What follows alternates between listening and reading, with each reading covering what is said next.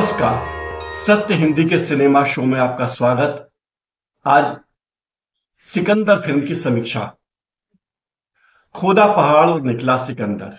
सिकंदर और कोई नहीं, सलमान खान है। एक ऐसी फिल्म जिसमें एक्शन तो है लेकिन कोई नयापन नहीं है एक्शन में। इस फिल्म में नाच गाने हैं लेकिन वो दिल को लुभाते नहीं हैं।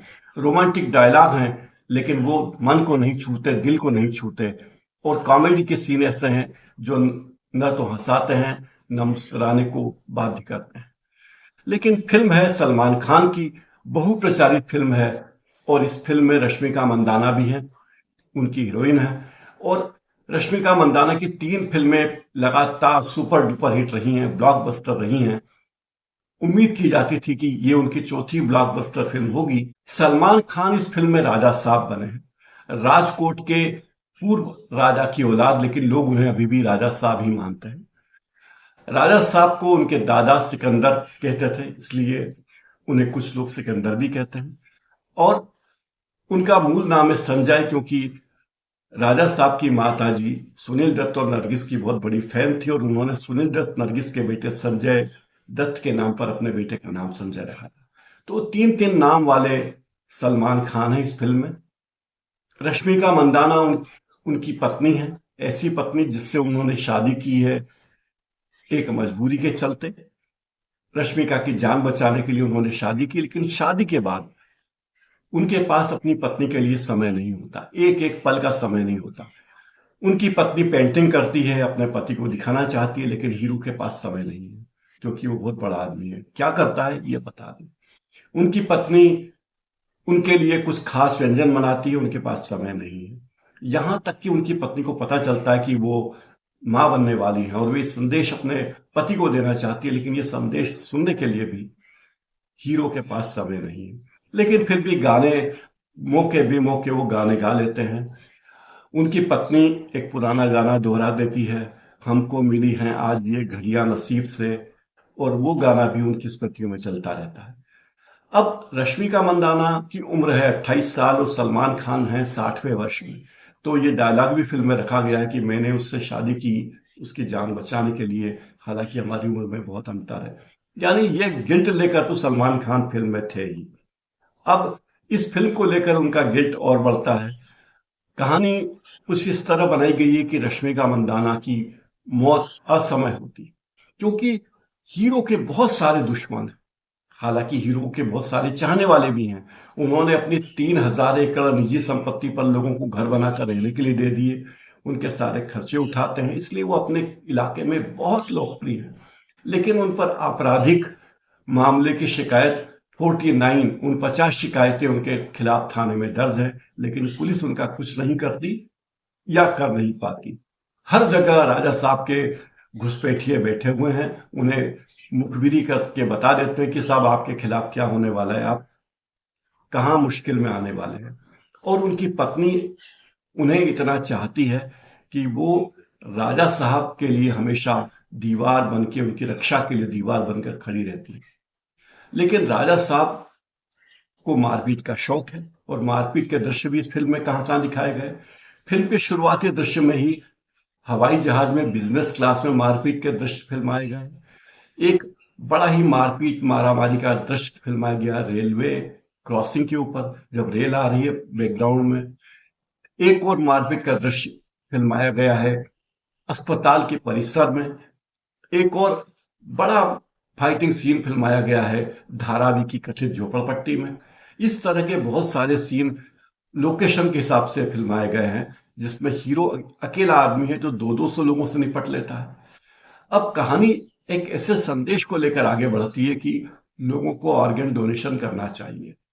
और चूंकि हीरो की पत्नी मरने के पहले अपने अंग डोनेट करने का वचन पत्र दे चुकी थी, तो असमय अकाल मृत्यु के कारण उनके शरीर के 3 अंग, उनकी आंखें, गुर्दे और दिल, 3 लोगों को दान दे दिए जाते हैं। हालांकि भारत में हृदय प्रत्यारोपण उतना आसान हुआ नहीं है, दुनिया में बहुत आसान नहीं है, लेकिन एनिमल फिल्म में जब हीरो का दिल बदल जाता है तो इसमें भी हीरोइन का दिल किसी और को लग जाता है और कहानी आगे बढ़ती है। अब जो खलनायक है, कटप्पा है जो महाराष्ट्र का एक मंत्री है, सत्यराज, जो कटप्पा का रोल जिन्होंने किया था, वो इस फिल्म में है खलनायक। महाराष्ट्र के एक मंत्री हैं जिनके पुत्र प्रतीक बब्बर की मृत्यु सलमान खान से एक मारपीट के दौरान हो जाती है। दुर्घटना थी हालांकि वो, लेकिन वो इसे दिल पे ले लेते हैं और कसम खाते हैं कि वो सलमान खान को बर्बाद करके ही मानेंगे। अब ये कहानी इस तरह बढ़ती है, मैं पूरी कहानी आपको नहीं सुनाना चाहता। अब पूरी कहानी ये होती कि सलमान खान की पत्नी के अंग जिन 3 लोगों को दिए जाते हैं, उन तीनों लोगों की जान के पीछे खलनायक पड़ा हुआ, जो कि महाराष्ट्र का मंत्री है। पुलिस विभाग में उसके कुछ खास गुर्गे भी हैं, पैसे की कमी उसके पास भी नहीं है और सलमान खान के पास भी नहीं, और यही व्यक्तिगत लड़ाई होती है। तो ये फिल्म बहुत सारे सवाल लेकर आती है। सवाल ये कि अगर आपके पास बहुत पैसे हैं, आप पूर्व राजा भी हैं, तो आपको ये क्या जरूरत है कि आप हर जगह मारपीट करने खुद ही जाएं। ये फिल्म के खलनायक के लिए भी, जो मंत्री है, क्या जरूरी है कि हर बात का ऐलान करे? क्यों अपने लोगों को 3 लोगों की हत्या के लिए भिजवाए? और ये बात अब तक किसी की समझ में नहीं आई कि हीरो अपने 1, 2 या 3 लोगों को बचाने के लिए 200 लोगों को भी मार देता है, तो हीरो को दोषी नहीं माना जाता? क्या देश में कानून व्यवस्था नाम की कोई चीज नहीं है, या चूंकि हीरो के लिए सब चीजें माफ है? इस तरह की बेसिर पैर की कहानी के साथ ये फिल्म आगे बढ़ती है और अपने अंजाम तक पहुंचती है। जैसा कि और फिल्मों में होता है, खास करके सलमान खान की फिल्मों में तो होता ही है कि सलमान खान 100-200 लोगों से भी लड़ लें, लेकिन उनको कोई चोट नहीं पहुंचती, खरोच नहीं लगती, कोई खून खराबा उनका नहीं होता। क्यों भाई? क्या इसलिए कि वो पुलिस के साये में है? पता नहीं, जो भी हो, लेकिन ऐसा सलमान खान को लेकर तो होता है। इस फिल्म की सबसे बड़ी कमजोरी इसकी कहानी है। इसकी कहानी एक लय में नहीं चलती, कभी धीमी होती है, कभी तेज होती है। कहानी में लयबद्धता के अलावा एक और चीज की कमी इस फिल्म में है कि ये पूरी फिल्म दर्शकों को कन्विंस नहीं करती कि आखिर हीरो ये सब कर रहा है तो क्यों कर रहा है। हीरो को आपने अजर अमर दिखाया, वो तो अलग बात है, लेकिन वो कर क्यों रहा है और उसे खुद अपने हाथों से ये सब करने की क्या जरूरत है?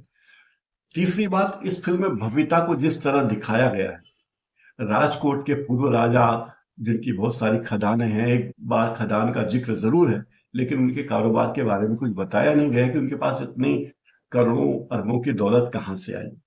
लेकिन वो लैपटॉप लेकर बैठे रहते हैं, जाहिर है वो कोई ना कोई काम धंधा करते होंगे, ये अंदाज लगाया जा सकता है। सलमान खान ने इस फिल्म में सहजता से अपना अभिनय निभाया है। उनके अभिनय की एक खास शैली है। वो गुस्सा दिखाते हैं, हमला करते हैं, मारपीट के दृश्य उनके अपने हैं, जो लोकप्रिय भी हैं उनके अंदाज में। लेकिन रोमांटिक दृश्यों में वे थोड़े अटपटे लगे, खासकर रश्मिका मंदाना और सलमान खान के बीच जो संवाद होते हैं, वो असहज करने वाले लगे। फिल्म में खलनायक की भूमिका बहुत छोटी रखी गई है। राज बब्बर के बेटे प्रतीक बब्बर को खलनायक का बच्चा बेटा दिखाया गया है, जो कुछ ही देर रहता है।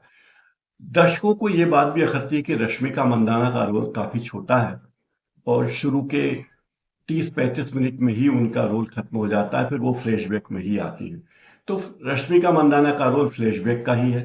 सलमान खान को लेकर बहुत बड़े बड़े सेटअप लगाए गए थे, लेकिन प्राकृतिक स्थानों पर जैसे मुंबई का दृश्य जब दिखाया गया तो वास्तव में मुंबई दिखाया नहीं गया, क्योंकि सलमान खान की जान के लाले पड़े हुए थे, उन्हें जान से मारने की धमकी दी जा रही थी।